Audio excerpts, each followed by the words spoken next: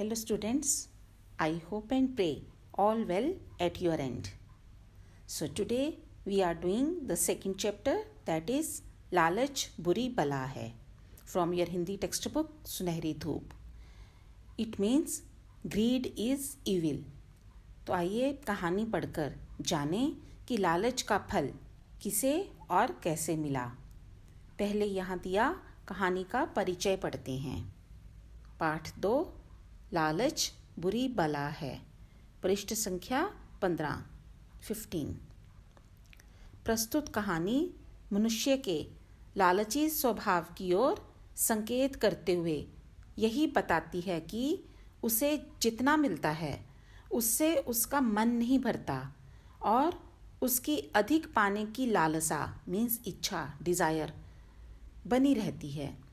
इस अधिक की चाह में एक दिन वह अपना सब कुछ गंवा बैठता है.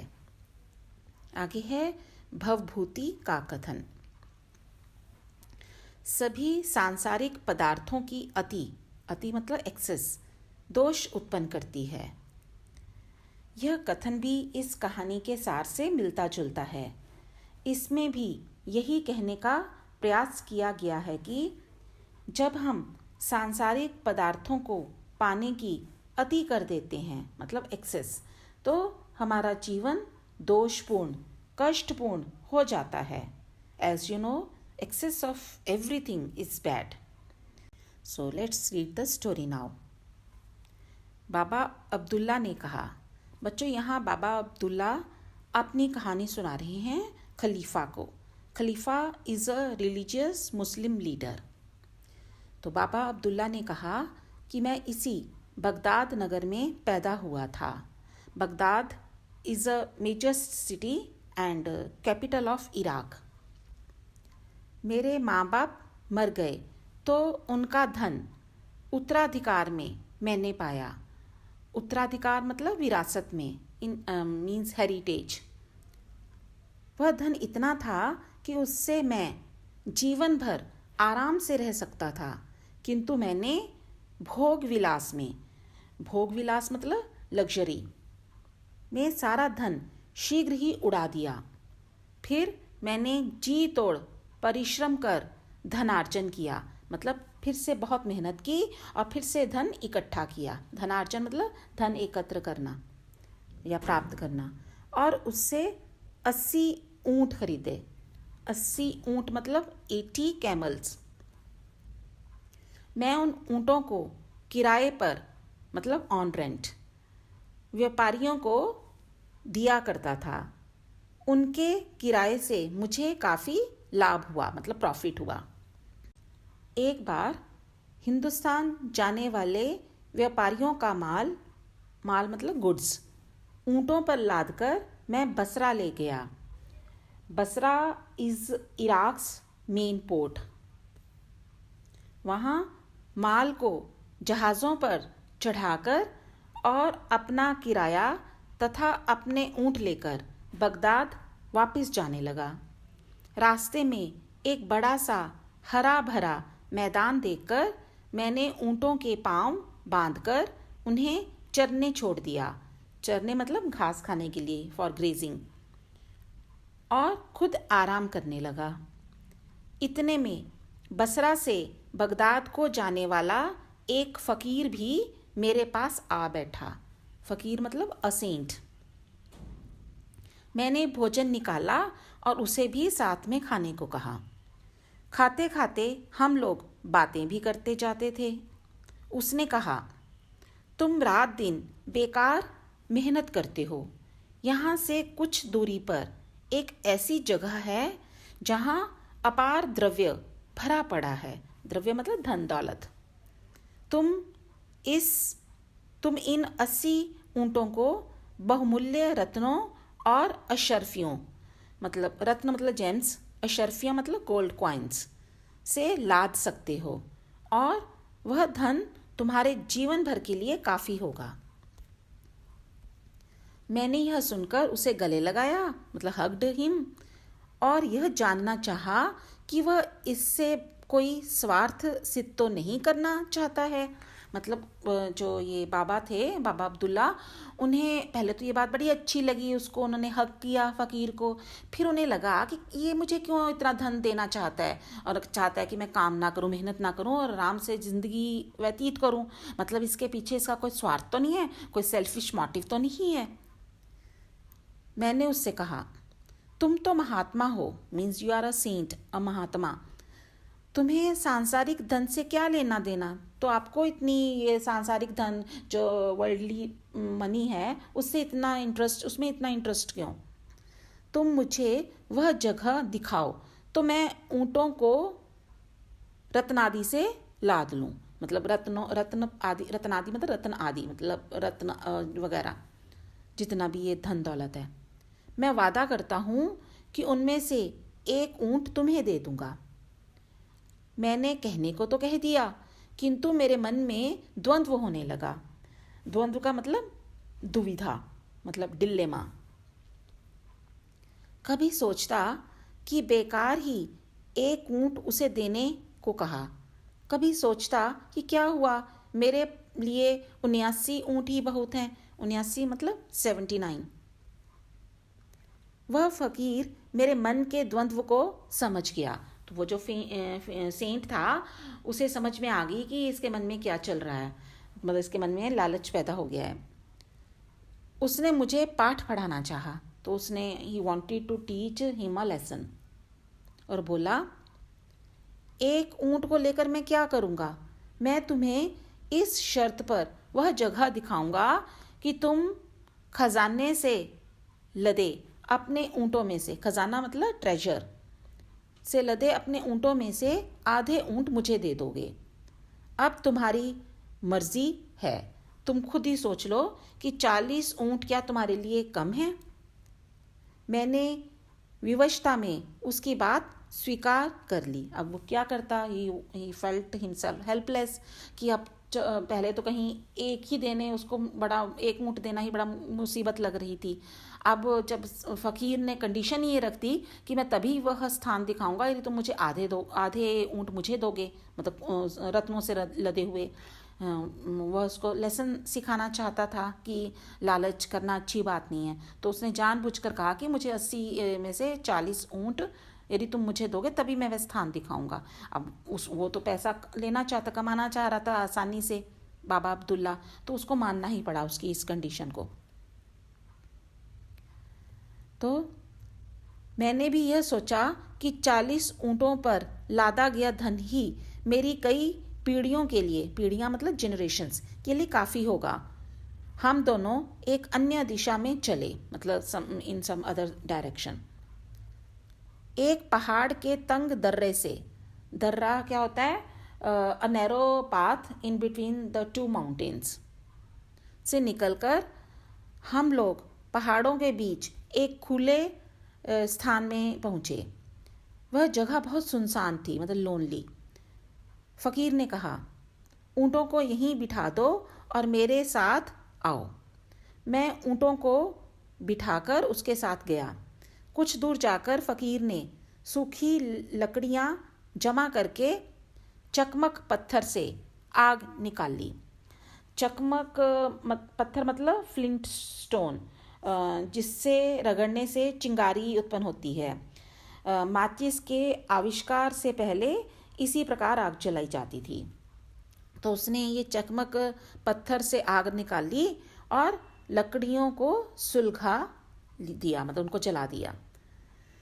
आग जलने पर उसने अपनी झोली में से, मतलब उसके पास एक बैग था, में से एक सुगंधित द्रव्य मतलब परफ्यूम्ड लिक्विड निकालकर आग में डाला।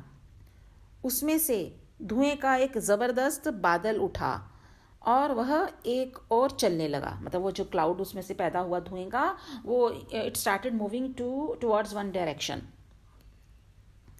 कुछ दूर जाकर वह बादल फट गया, मतलब ब्लास्ट हो गया, और उसमें एक बड़ा टीला दिखाई दिया।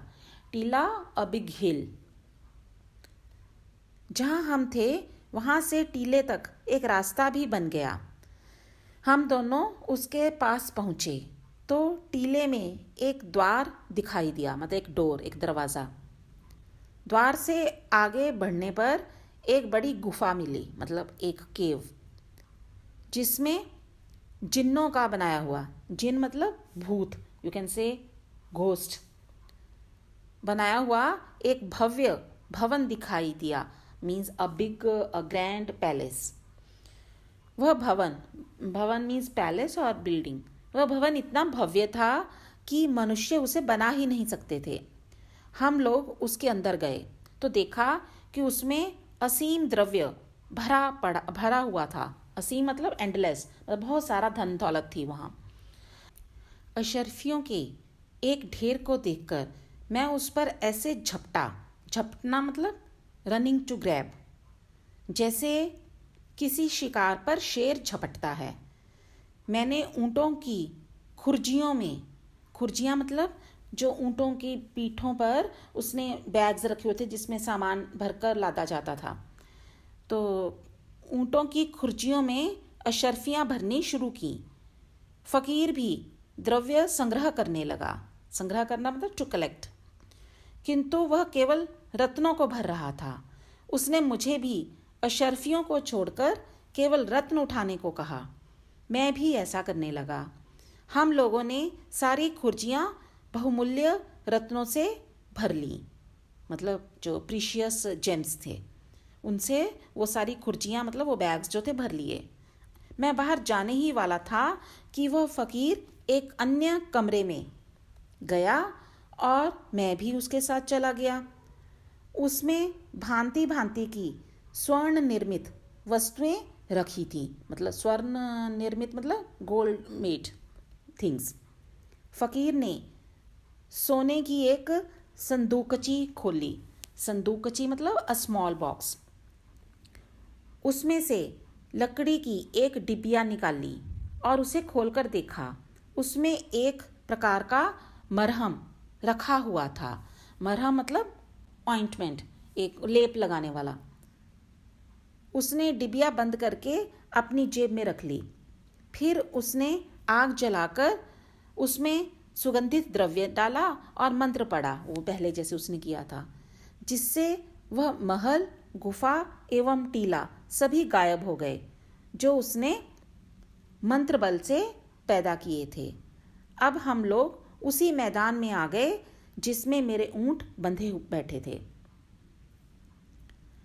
हमने सारे ऊँटों को खुर्जियों से लादा और वादे के अनुसार आधे आधे ऊँट बांटकर फिर उस तंग दर्रे से निकले जहाँ से होकर आए थे।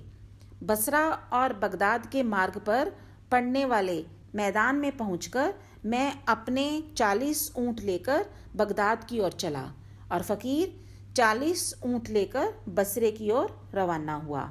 मैं कुछ ही कदम चला था कि शैतान ने मेरे मन में लोभ भर दिया। शैतान मतलब डेविल। तो उसके मन में लोभ पैदा हो गया, लालच आ गई, जो ये बाबा अब्दुल्ला थे। मैंने पीछे की ओर दौड़कर फ़कीर को आवाज़ दी। वह रुका तो मैंने कहा, साईं जी। साईं मतलब स्वामी, यू कैन से स्वामी, जैसे हम स्वामी बोलते हैं, सेंट। आप तो भगवान के भक्त हैं, आप इतना धन लेकर क्या करेंगे? आपको तो इससे भगवान की आराधना में कठिनाई ही होगी। आप अगर बुरा ना माने तो मैं आपके हिस्से में से 10 ऊँट ले लूँ। आप तो जानते ही हैं कि मेरे जैसे सांसारिक लोगों के लिए धन का महत्व होता है। मतलब हम जैसे जो सांसारिक लोग हैं, हमारे लिए मनी कितनी इम्पोर्टेंट है। फ़कीर इस पर मुस्कुराया और बोला, अच्छा 10 ऊँट और ले जाओ। जब फ़कीर ने अपनी इच्छा से बगैर हिला हुज्जत किए, हिला हुज्जत मतलब बिना किसी ऑब्जेक्शन के, बिना किसी आर्ग्यूमेंट के 10 ऊँट मुझे दे दिए, तो मुझे और लालच ने धर दबाया और मैंने सोचा कि इससे 10 ऊँट और ले लूँ, इसे तो कोई फ़र्क पड़ना नहीं है। अतएव मैं उसके पास फिर गया और बोला, साईं जी, आप कहेंगे कि आदमी बार बार परेशान कर रहा है, लेकिन मैं सोचता हूँ कि आप जैसे संत महात्मा 30 ऊँटों को भी कैसे संभालेंगे? इससे आपकी साधना आराधना में बहुत विघ्न पड़ेगा। विघ्न मतलब इंटरप्शन, रुकावट। इनमें से 10 ऊँट मुझे और दे दीजिए। फ़कीर ने फिर मुस्कुराकर कहा, तुम ठीक कहते हो, मेरे लिए 20 ऊँट ही काफ़ी हैं। तुम 10 ऊँट और ले लो। 10 ऊँट और लेकर मैं चला, किंतु मुझ पर लालच का भूत बुरी तरह सवार हो गया था। या यह समझो कि वह फ़कीर ही अपनी निगाहों और अपने व्यवहार से मेरे मन में लालच पैदा किए जा रहा था। मतलब आपने बिगिनिंग में पढ़ा था ना कि जो वो फ़कीर था वह उस बाबा को एक सबक सिखाना चाहता था। तो उसके बिहेवियर से, उसकी आंखों से ही उसके मन में जो बाबा अब्दुल्ला थे ग्रीड पैदा हो रही थी। मैंने अपने रास्ते से पलटकर पहले जैसी बातें कहकर और 10 ऊँट उससे मांगे। उसने हंसकर यह बात भी स्वीकार कर ली और 10 ऊँट अपने पास रखकर 10 ऊँट मुझे दे दिए। किंतु मैं अभागा, मतलब अनफॉर्चुनेट, इतने से भी संतुष्ट ना हुआ, मतलब सेटिस्फाइड ना हुआ। मैंने बाकी 10 ऊँटों का विचार अपने मन से निकालना चाहा। मतलब उसके मन में आ रहा था कि जो बाकी के बचे 10 है वो भी ले लूँ, और पर उसको ये अच्छा नहीं लग रहा था। तो उसका मन का किया कि नहीं, ये विचार मेरे मन में नहीं आना चाहिए, मेरे मन से ये विचार निकल जाए।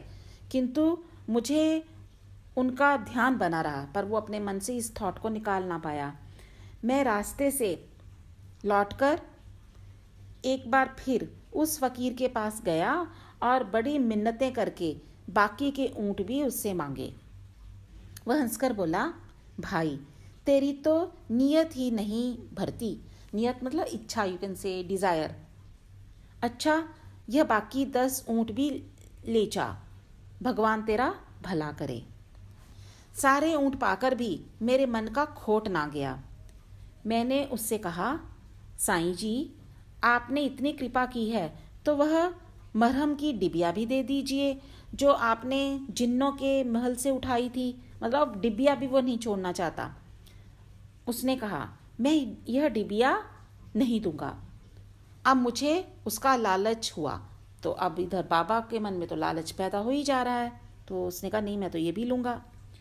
मैं फ़कीर से उसे देने के लिए हुज्जत करने लगा। मैंने मन में निश्चय कर लिया था कि यदि फ़कीर ने अपनी इच्छा से वह डिबिया नहीं दी तो मैं ज़बरदस्ती करके उससे डिबिया ले लूँगा।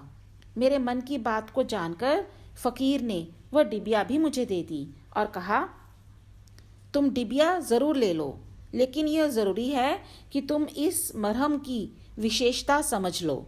मतलब इसकी क्या स्पेशलिटी है। अगर तुम इसमें से थोड़ा सा मरहम अपनी बाईं आँख में, बाईं आँख मतलब लेफ्ट आई में लगाओगे तो तुम्हें सारे संसार के गुप्त कोश दिखाई देने लगेंगे। गुप्त कोश मतलब सीक्रेट जो ट्रेजर हैं। अगर तुमने इसे दाहिनी आँख में लगाया, दाहिनी मतलब राइट आई, तो तुम सदैव के लिए अपनी दोनों आँखों से अंधे हो जाओगे। मैंने कहा, साईं जी, आप तो इस मरहम के पूरे जानकार हैं, आप ही इसे मेरी आँख में लगा दें। फ़कीर ने मेरी बाईं आँख बंद की और थोड़ा सा मरहम लेकर पलक के ऊपर लगा दिया।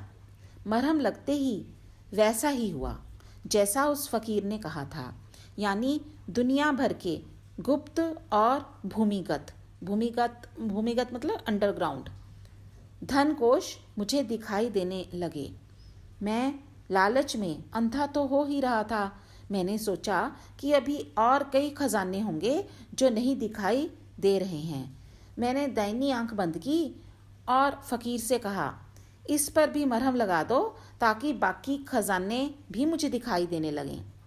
फ़कीर ने कहा, ऐसी बात ना करो, अगर दाहिनी आंख में मरहम लगा तो तुम हमेशा के लिए अंधे हो जाओगे, मतलब ब्लाइंड। मेरी अक्ल पर पर्दा पड़ा हुआ था। मतलब अक्ल पर पर्दा पड़ा होना मतलब बुद्धि का नष्ट होना, मतलब कुछ भी सही ना सोचना। मैंने सोचा कि ये फ़कीर मुझे धोखा दे रहा है। तो अब बुद्धि तो ख़राब हो ही गई थी, तो उसको उसकी हर बात पर शक होता था। उसको फ़कीर लग रहा था कि ये मुझे धोखा दे रहा है, चाहता है कि मैं सारा धन ना ले पाऊँ, इसलिए मेरी जो राइट आई है उस पर मरहम नहीं लगाना चाहता। यह भी संभव है कि दाहिनी आंख में मरहम लग जाने से मुझे उस फ़कीर की शक्तियों के रहस्य मालूम हो जाएं। मतलब हो सकता है इसकी जो शक्तियाँ, इसकी जो पावर्स हैं सेंट की, वो मुझे नज़र आ जाएं, इसलिए शायद ये मेरी राइट आई पर नहीं लगाना चाहता मरहम। वह फ़कीर बार बार कहता रहा कि यह मूर्खता भरी जिद छोड़ दो और मरहम को दाईं आंख में लगवाने की बात ना करो। किंतु मैं यही समझता रहा कि वह स्वार्थवश ही मेरी दाईं आंख में मरहम नहीं लगा रहा है, मतलब वो सेल्फिश हो रहा है, इसीलिए नहीं लगा रहा है। उसने मुझसे कहा, भाई तू क्यों जिद कर रहा है? मैंने तेरा जितना लाभ कराया है, क्या उतनी ही हानि मेरे हाथों से उठाना चाहता है? हानि मतलब लॉस। मैं एक बार भलाई करके अब तेरे साथ बुराई क्यों करूं? किंतु मैंने कहा, जैसे आपने अभी तक मेरी हर जिद पूरी की, वैसे ही आखिरी जिद भी पूरी कर दीजिए। अगर इससे मेरी कोई हानि होगी तो उसकी जिम्मेदारी मुझ पर ही होगी, आप पर नहीं।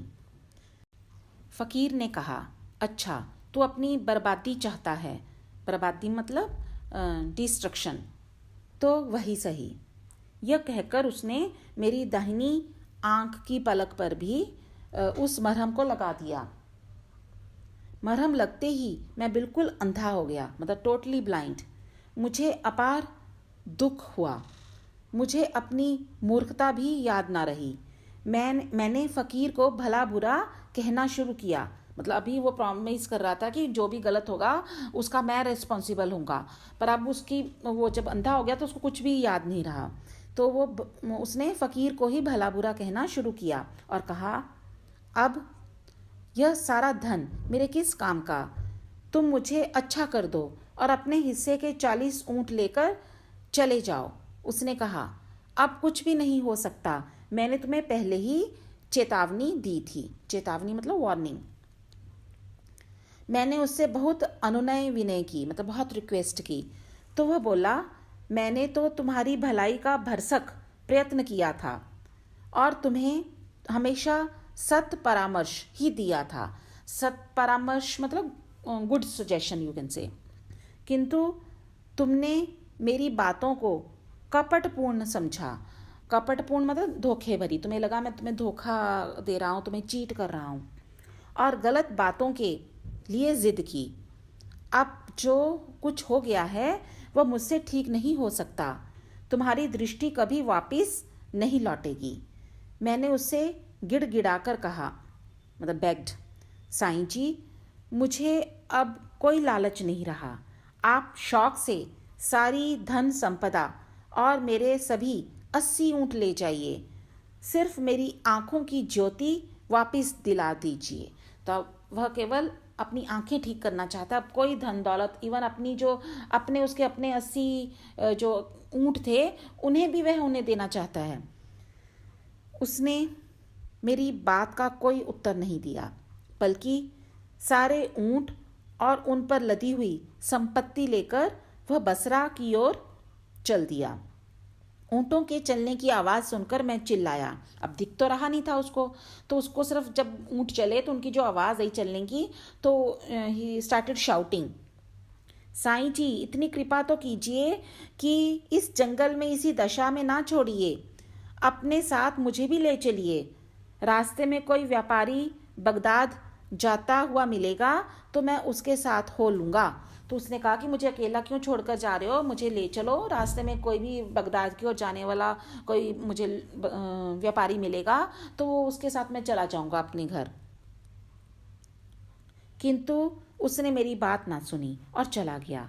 अब मैं अंधेरे में इधर उधर भटकने लगा। मुझे मार्ग का भी ज्ञान ना था, मतलब रास्ता भी उसको कुछ पता नहीं था वहाँ का, कि पैदल ही चल देता। अंत में थक कर गिर गया और भूख प्यास से तड़पने लगा।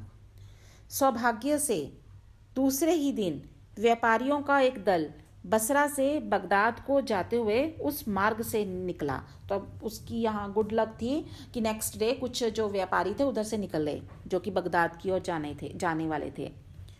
वे लोग मेरी हालत पर तरस खाकर मुझे बगदाद ले आए।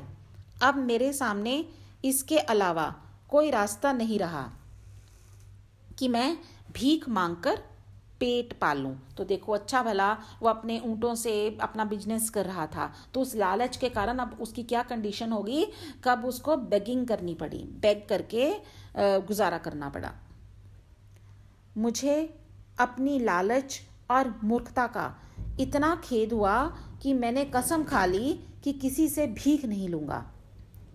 उसकी दर्द भरी कहानी सुनकर खलीफा ने कहा, तुम अपनी हालत के लिए खुद जिम्मेदार हो, अल्लाह तुम्हें माफ़ करे। अब तुम जाकर सारी भिक्षुक मंडली को अपना वृतांत बताओ। तो कहते हैं जितने भी भिक्षुक हैं, बेगर्स हैं, उनको अपनी कहानी सुनाओ, अपना पूरे ये जो भी स्टोरी है सुनाओ उनको, ताकि सभी को मालूम हो कि लालच का क्या फल होता है। अब तुम भीख मांगना छोड़ दो। मेरे खजाने से तुम्हें हर रोज़ 5 रुपये मिला करेंगे और यह व्यवस्था तुम्हारे जीवन भर के लिए होगी।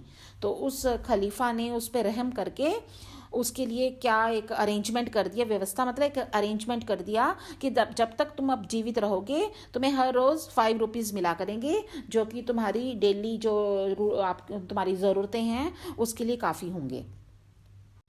बाबा अब्दुल्ला ने ज़मीन से सिर लगाकर कहा, मतलब he bowed his head on the ground, सरकार के आदेश का मैं खुशी से पालन करूँगा। कि जो खलीफा ने जो उन्हें आदेश दिया था, मतलब ऑर्डर किया था, उसने कहा कि आई विल ओबे हैप्पीली। तो बच्चों, यह बहुत ही मज़ेदार और शिक्षाप्रद कहानी थी। Well, next time we shall do its question answers and back exercises. Keep learning and goodbye for now.